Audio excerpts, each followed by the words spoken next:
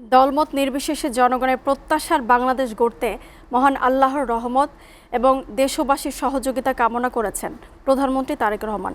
রাষ্ট্রীয় অতিথি ভবন যমুনায় ঈদ পরবর্তী শুভেচ্ছা বিনিময় অনুষ্ঠান শেষে সবাইকে ঈদের শুভেচ্ছা জানান তিনি। প্রধানমন্ত্রী বলেন, সরকার সবাইকে নিয়ে সামনে এগিয়ে যেতে চায়। এছাড়া ইতিহাসের প্রথম প্রধানমন্ত্রী হিসেবে জাতীয় ঈদগাহে ঈদের নামাজ আদায় করেন তারেক রহমান। আব্দুল আহাদের প্রতিবেদন। ১৯ বছর পর দেশে ঈদ করলেন বর্তমান প্রধানমন্ত্রী তারেক রহমান। আর প্রধানমন্ত্রী হিসেবে এটি তার প্রথম ঈদ। জাতীয় ঈদগাহের ইতিহাসেও তিনি প্রথম প্রধানমন্ত্রী যিনি এখানে ঈদের নামাজ পড়লেন।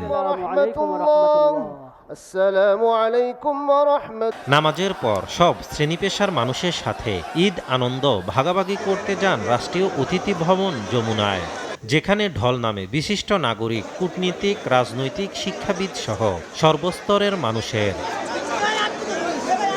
সদ্য সাবেক প্রধান উপদেষ্টা অধ্যাপক মোহাম্মদ ইউনূস সহ অভ্যাগত অতিথিদের সাথে পরিবারের সদস্যদের নিয়ে শুভেচ্ছা বিনিময় করেন প্রধানমন্ত্রী তারেক রহমান।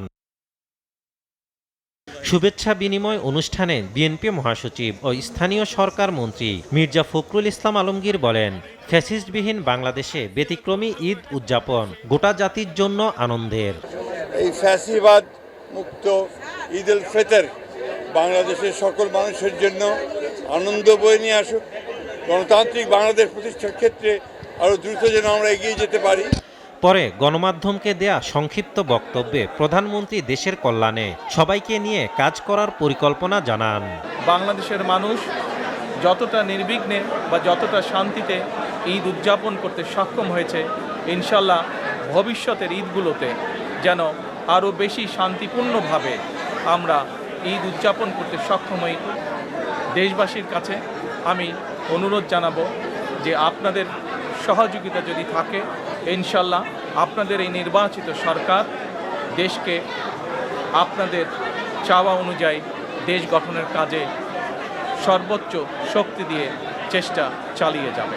পরে সপরিবারে শেরেবাংলা নগরে বাবা সাবেক রাষ্ট্রপতি জিয়াউর রহমান ও মা সাবেক প্রধানমন্ত্রী বেগম খালেদা জিয়ার সমাধিতে শ্রদ্ধা জানান প্রধানমন্ত্রী।